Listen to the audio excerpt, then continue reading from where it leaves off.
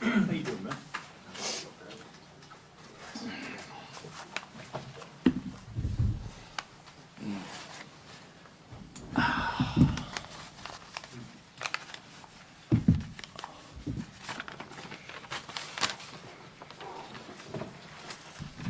Okay, everyone, thanks for coming.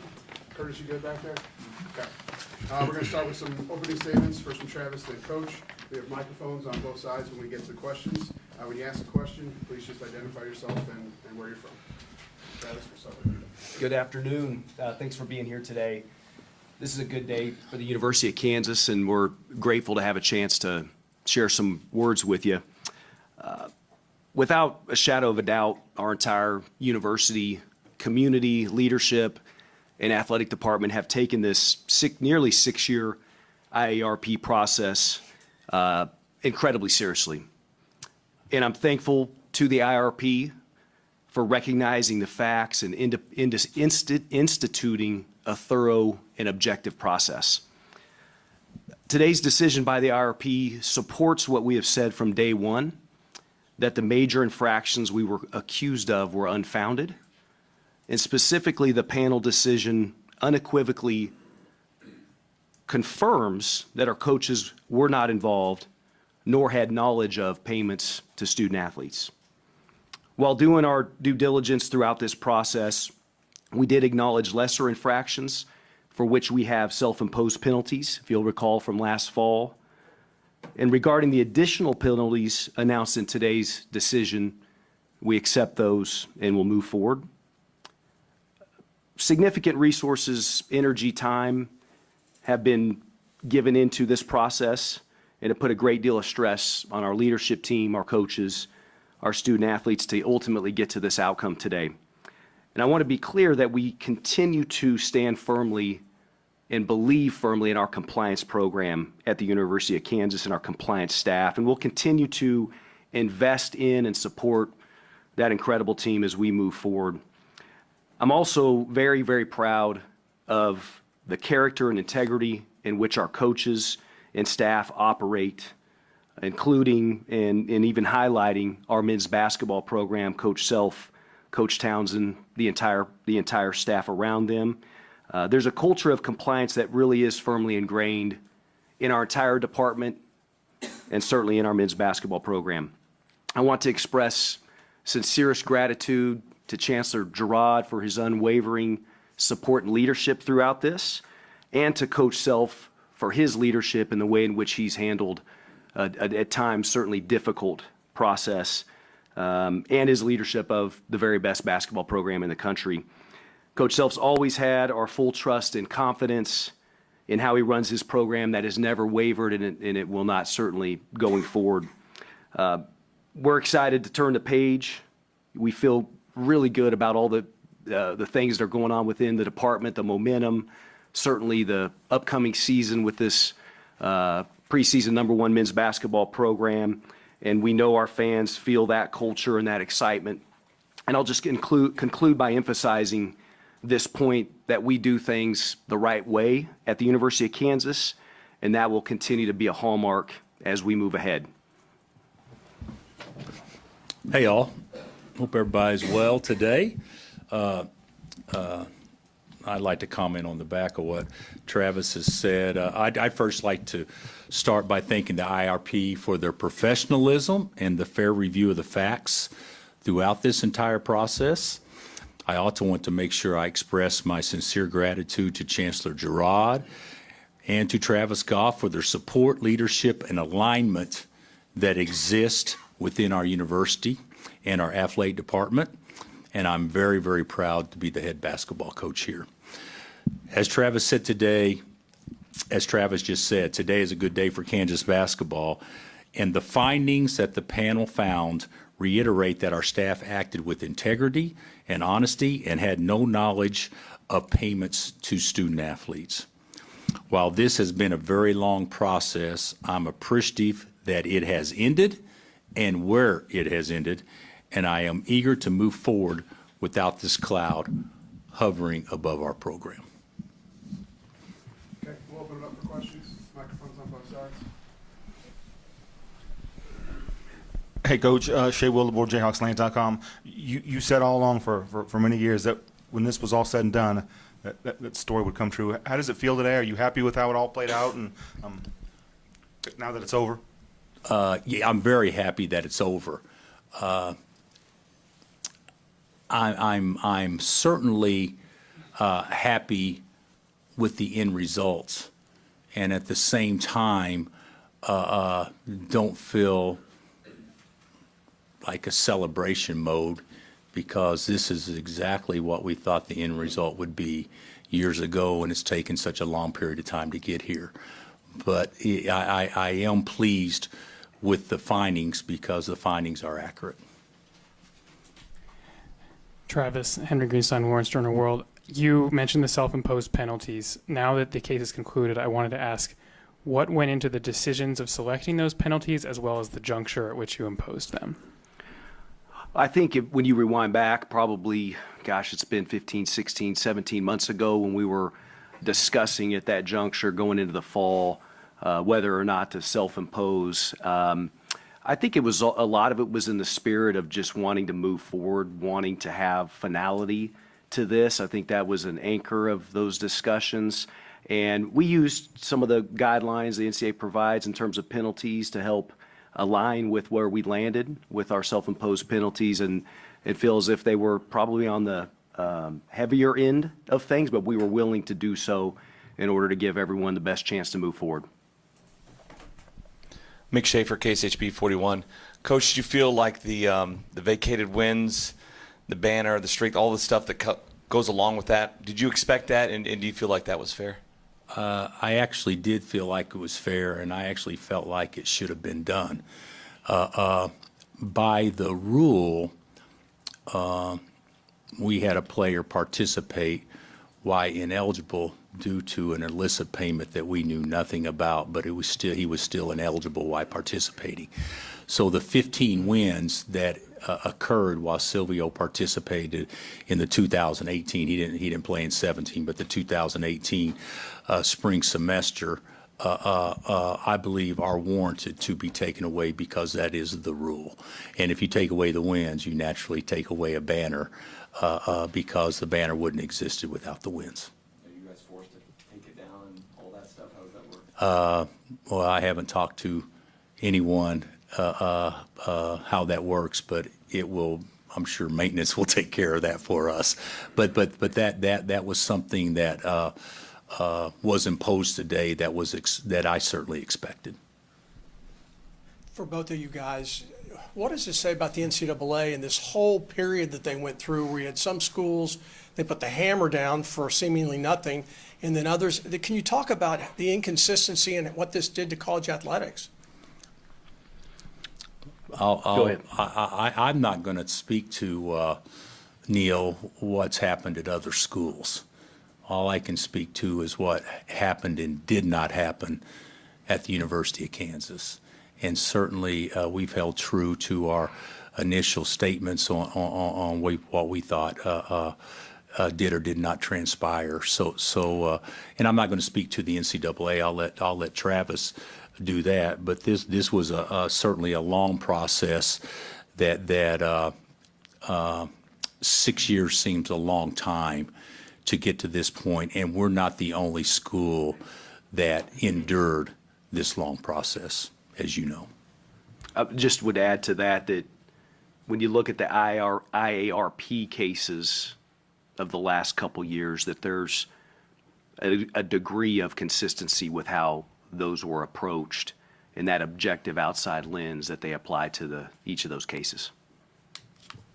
Bill, when you guys did do the self-imposed penalties, particularly the suspension, you couldn't comment on the time because this was ongoing, right? I'm just wondering, from the outside, it seems like when you do have self-imposed penalties, that does imply at least some measure of guilt. What do you think you guys could have done differently? I don't think it implies a measure of guilt at all.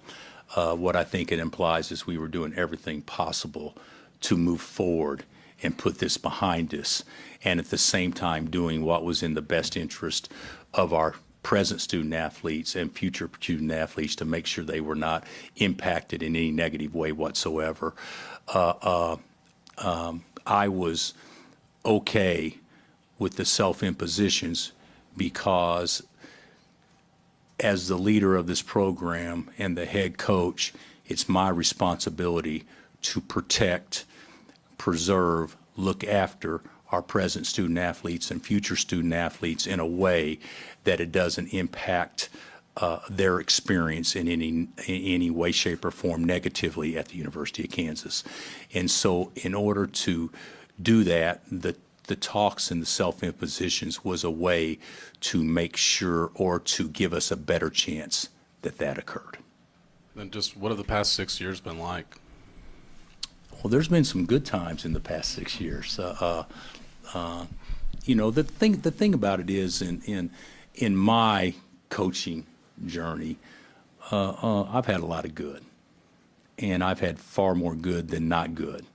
But you understand, as a coach, you can't expect for it always to be good, and you deal with the things that aren't so good.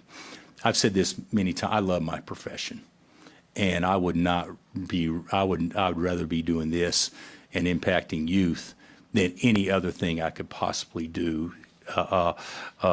with my time. So it sucked.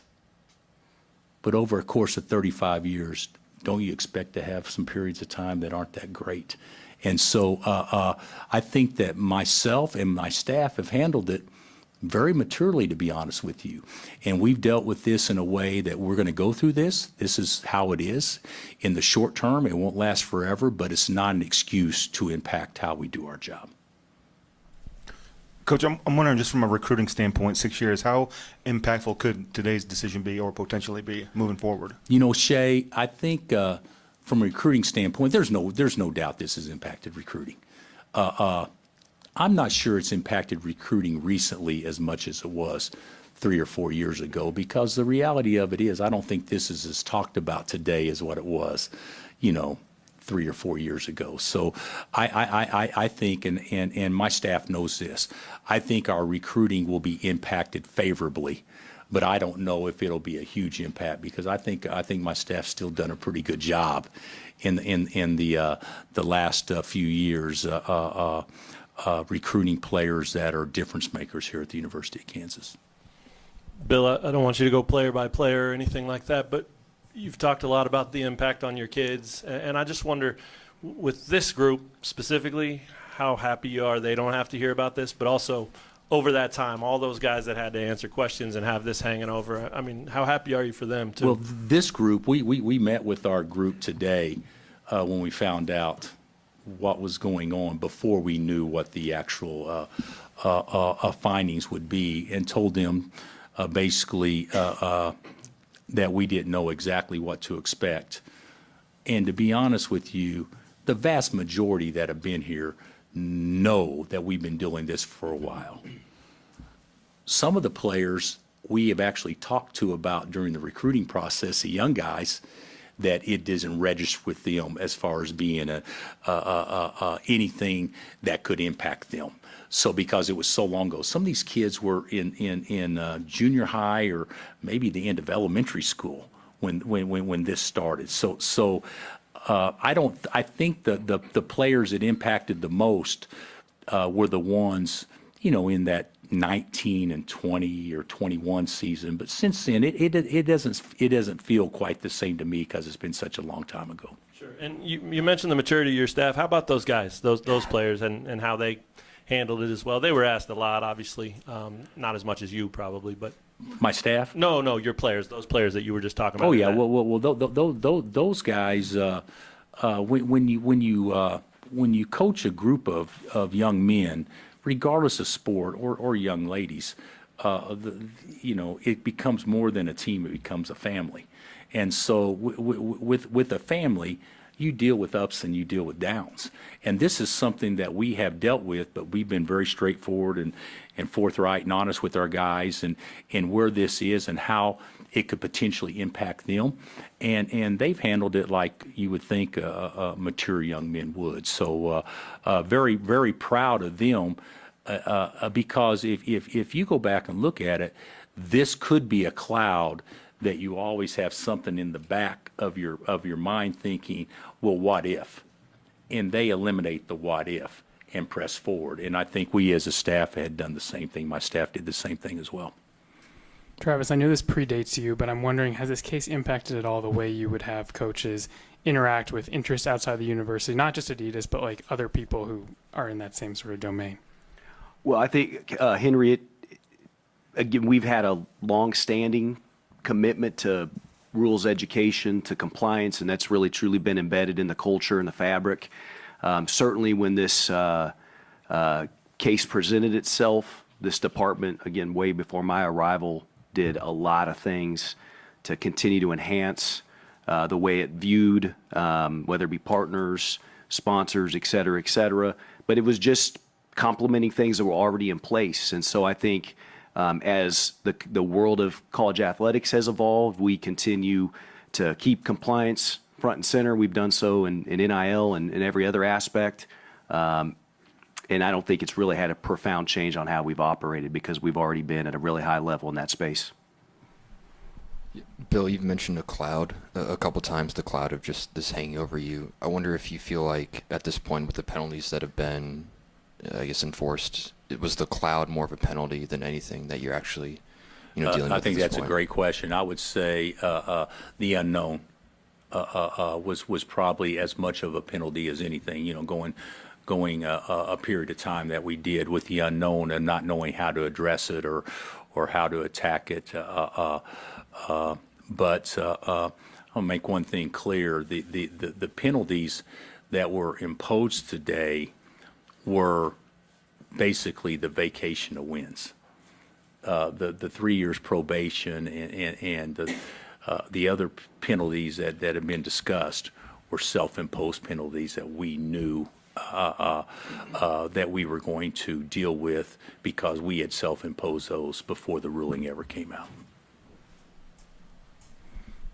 Travis, could this happen again? And do you get the sense that maybe there's been so much change at the NCAA level? Do you think that with the changes that they drug your program through the mud for 6 years, and you're not the only one.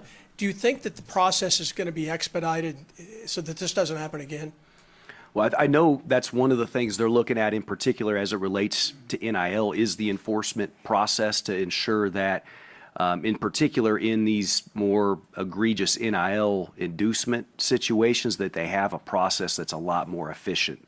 So they're in the throes of, I think, building that out. I'm optimistic that it'll be a much improved, much more efficient, much more timely exercise going forward. So I think that's one of the positives coming out of this long journey and putting a conclusion to the IARP segment of enforcement. And I think there's a chance for it to be better at the end of the day. And I think we're optimistic on that. We will have contributed to a better exercise, let's put it that way. Any more questions?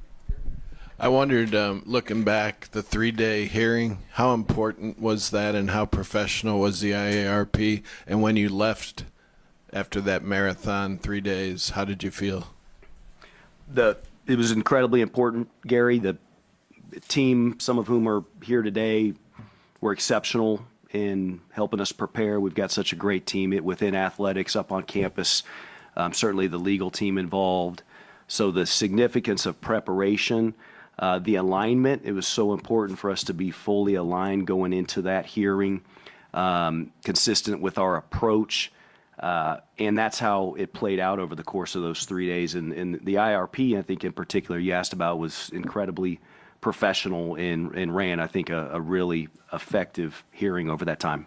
You want to add to that? I agree. I think in today's time, and not that I'm an expert on this, but having a group as aligned as we did under the leadership of our chancellor, and I'm talking about all the different legal teams and everybody that's being represented to go into that. I felt like that it was very important and significant, and certainly was done with great professionalism on all fronts. All right. Thanks, everyone. All right, guys. Thank you all. Thank Appreciate you. it.